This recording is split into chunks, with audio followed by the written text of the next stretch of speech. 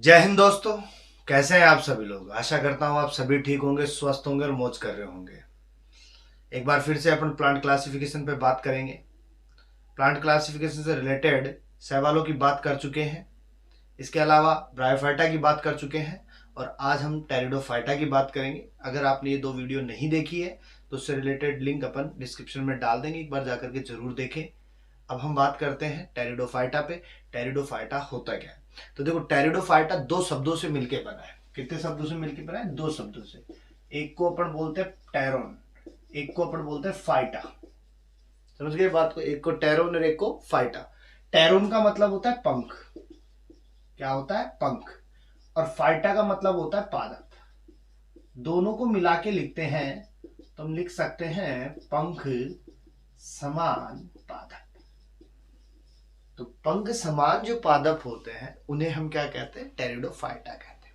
बहुत से पादप आपने देखे होंगे जहां से पत्तियां निकलती हैं, और पत्तियां जो होती है कुछ छोटी होती है कुछ बड़ी होती है, जिन्हें लघु पर्णी और गुरु पर्णी के नाम से कहते हैं। तो ये भी कह सकते हैं कि टेरिडोफाइटा में जो पत्तियां होती है वो छोटी और बड़ी भी होती है, लघु पर्णी और गुरु पर्णी होती है, और पंख के समान दिखाई देती है। बहुत खूबसूरत पत्तियां दिखाई देती है, इसलिए अपन इनको क्या कहते हैं? पंख समान पादप कहते हैं।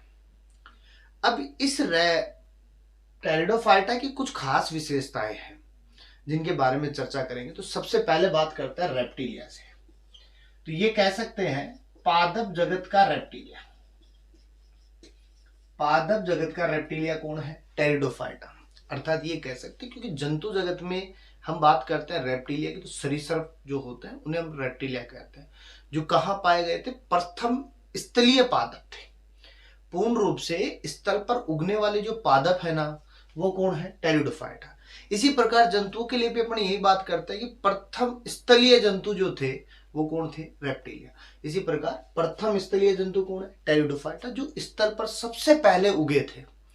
हम मानते हैं कि एंजियोस्पर्म जो है वो विकसित पादप है, लेकिन एंजियोस्पर्म से सब पहले और बहुत पहले कौन आया था? टेरिडोफाइटा। इसलिए कहते हैं टेरिडोफाइटा जो है वो एंजियोस्पर्म से पहले आया था और प्रथम विकसित पादप है। ठीक है। दूसरी बात, क्रिप्टोगैम होते हैं। क्रिप्टोगैम का मतलब होता है फूल नहीं पाए जाते हैं। फूल नहीं पाए जाते हैं तो उन्हें क्या कहेंगे? क्रिप्टोगैम। दो होते हैं, एक फेनेरोगैम होता है, एक क्रिप्टोगैम होता है। जिनमें फूल पाए जाते हैं उन्हें तो क्या कहते हैं? फेनेरोगैम। क्या कहेंगे? फेनेरोगैम। और जिनमें फूल नहीं पाए जाते हैं वो कौन से होते हैं? क्रिप्टोगैम पादप होते हैं। समझ गए बात को?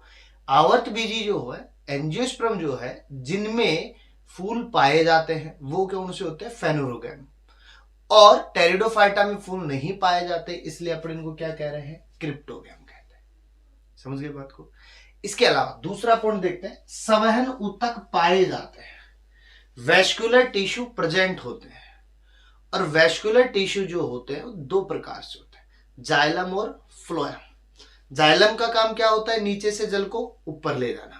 फ्लोएम का काम क्या होता है? भोजन को ऊपर से नीचे और नीचे से ऊपर ले जाने का। इस जाइलम में वाहिकाएं नहीं पाई जाती, अर्थात लिख सकते हैं वाहिकाएं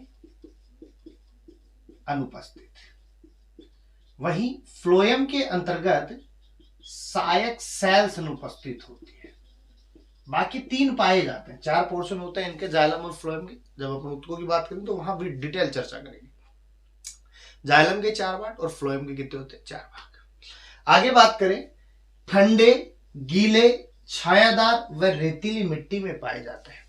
ठंडे स्थानों पर पाए जाएंगे, गीले स्थानों पर पाए जाएंगे, छायादार स्थानों पर पाए जाएंगे और रेतीले मिट्टी पर पाए जाएंगे। और कुछ अपवाद स्वरूप जल में भी पाए जाते हैं। कहां पाए जाते हैं? जल में। अब जल में कौन सा है? तो मार्सिलिया की नाम ले सकते हैं। किसका ले सकते हैं? मार्सिलिया का ले सकते हैं। समझ गए बात को?